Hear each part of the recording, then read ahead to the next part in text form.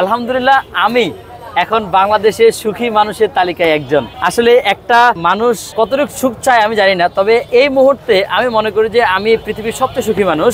আলহামদুলিল্লাহ আমি কন্যা সন্তানের বাবা হয়েছি ভাইয়া। এই যে যখন ঝামেলাগুলো চলে তার 2 থেকে 3 সপ্তাহ আগে থেকে কিন্তু আমার ওয়াইফ এখানে আসা বন্ধ করে দেয়। এই ঝামেলাগুলো 2 থেকে 3 দিন আগেই হচ্ছে গিয়ে ওয়াইফকে হাসপাতালে ভর্তি করি।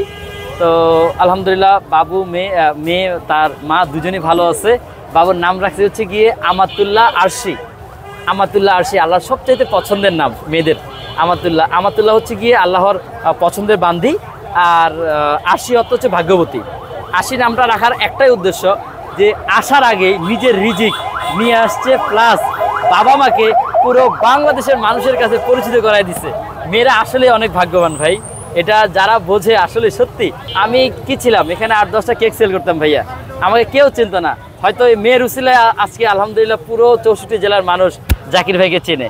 আমার বাসা হচ্ছে মোহাম্মদপুর, এখান থেকে আগারগা পর্যন্ত আসতে আসতে মিনিমাম 200 বার কানে আসে যে জাকির ভাই। মানে এই যে কথাগুলো শুনি আসলে খুব ভালো লাগে ভাইয়া, খুবই ভালো লাগে। আপনি তো সেলিব্রিটি ভাই। না আসলে সেলিব্রিটি না, আমি মানুষের ভালোবাসা পাচ্ছি। আমি নিজেকে আমি একদম সাদামাটা একটা মানুষ, সিম্পল লাইফ লিড করতেছি। এখন পর্যন্ত আমি অনেক জায়গা থেকে ভাইরাল হওয়ার পরে বিভিন্ন জায়গা থেকে ফোন আসছে যে বিভিন্ন শোরুম উদ্বোধন থেকে শুরু করে অনেকগুলা, কিন্তু আসলে আমি ওইদিকে ফোকাস না দিয়ে আমি সরাসরি আমার খাবারের দিকে ফোকাস দিছি। কারণ আমাকে এন্ড অফ দ্য ডে আমাকে যদি মার্কেটে টিকে থাকতে হয় আমার খাবারের টেস্টটা ভালো রাখতে হবে। আপনি জানেন আমার এখানে 1 বছরের বাচ্চার মুখে কিন্তু তার মাতা এই কেকটা উঠাই দিচ্ছে বিশ্বাস করে। আমি তাদের এই বিশ্বাসের জায়গাটা ধরে রাখার চেষ্টা করতেছি।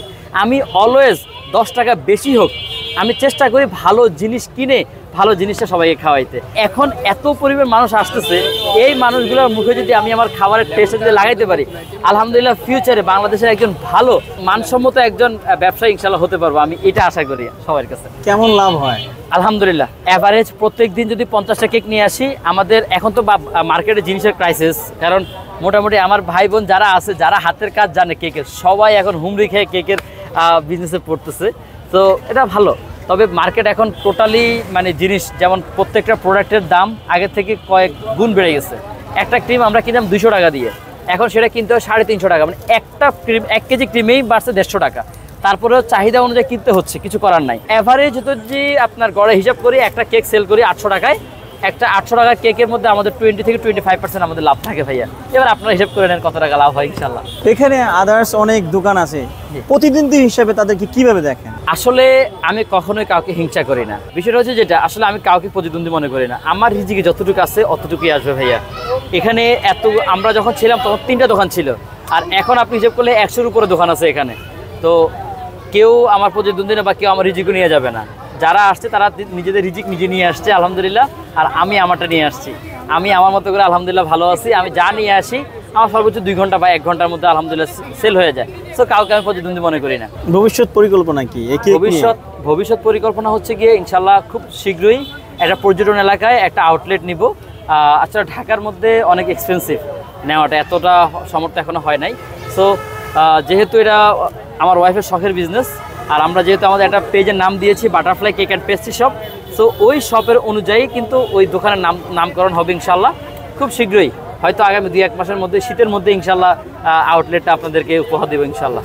না আপাতত কোনো জায়গা নিয়ে জটিলতা নাই, কারণ আগে হচ্ছে গিয়ে কোনো ডিসিপ্লিন ছিল না, যে যেরকম পারতো একজনের সামনে এসে আরেকজন বসতো।